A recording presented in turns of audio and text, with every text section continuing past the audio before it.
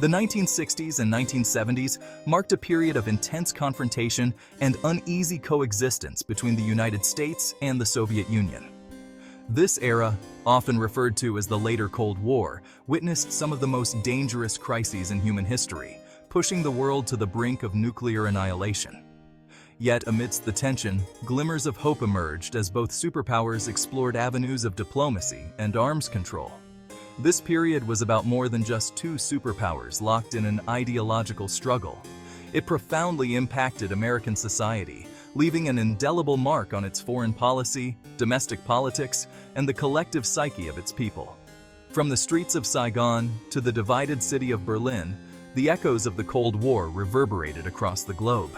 The Cuban Missile Crisis, the Vietnam War, Nixon's détente, and the Soviet invasion of Afghanistan are just a few of the pivotal events that defined this tumultuous era.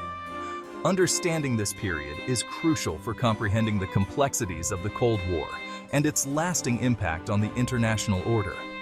The decisions made and the lessons learned during these years continue to shape global politics even today.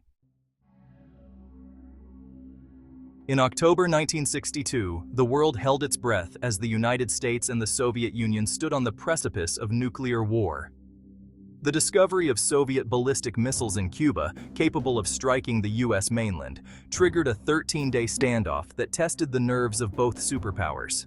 President John F. Kennedy, facing immense pressure, responded with a naval blockade of Cuba, demanding the removal of the missiles.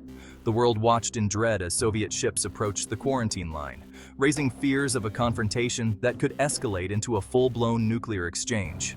Through back-channel diplomacy and tense negotiations, a solution was reached. Khrushchev agreed to withdraw the missiles from Cuba, while Kennedy secretly pledged to remove U.S. missiles from Turkey. The crisis, though averted, exposed the fragility of peace in the nuclear age. The Cuban Missile Crisis had profound implications for U.S.-Soviet relations. It underscored the potentially catastrophic consequences of miscalculation and the urgent need for clear communication between the two superpowers. In its aftermath, both sides took steps to reduce tensions, including establishing a direct hotline between Washington and Moscow to facilitate communication during future crises. As the Cuban Missile Crisis brought the world to the brink, another conflict was escalating in Southeast Asia. The Vietnam War, a protracted and bloody struggle, would come to define America's foreign policy and deeply divide its people. Initially supporting the French in their attempt to maintain control over their former colony, the United States gradually became more deeply involved in Vietnam. The U.S. aimed to prevent the communist North Vietnamese government from overtaking the South, viewing it as a crucial battleground in the larger Cold War struggle against communism.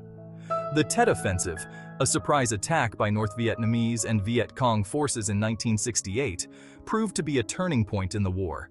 Although militarily a failure for the communists, it shocked the American public and eroded support for the war effort. The images of fierce fighting in the streets of Saigon brought the brutality of the war into American living rooms. The Vietnam War had a profound impact on American society. It sparked massive anti-war protests, fueled social and political upheaval, and left deep scars on the nation's psyche. The war's legacy continues to influence American foreign policy today. It fostered a deep skepticism about military interventionism and the limits of American power. The Middle East played a significant role in the Cold War, as both the U.S. and the Soviet Union sought to exert influence in the region. The Yom Kippur War, 1973, between Israel and a coalition of Arab states, including Egypt and Syria, resulted in an American-led intervention to help Israel and Soviet support for Arab nations. The oil embargo imposed by OPEC, Organization of Petroleum Exporting Countries, during the war had major economic consequences for the U.S., leading to a fuel crisis and inflation. The U.S. supported anti-communist regimes in the Middle East, while the Soviet Union supported leftist movements, making the region a key battleground of the Cold War. The Helsinki Accords were signed by 35 nations, including the U.S. and the Soviet Union, in an effort to reduce tensions between East and West. The Accords recognized the post-World War II boundaries in Europe and promoted human rights, though the Soviet Union often violated these provisions. The Accords were significant because they represented a commitment to dialogue and cooperation, though they were not binding.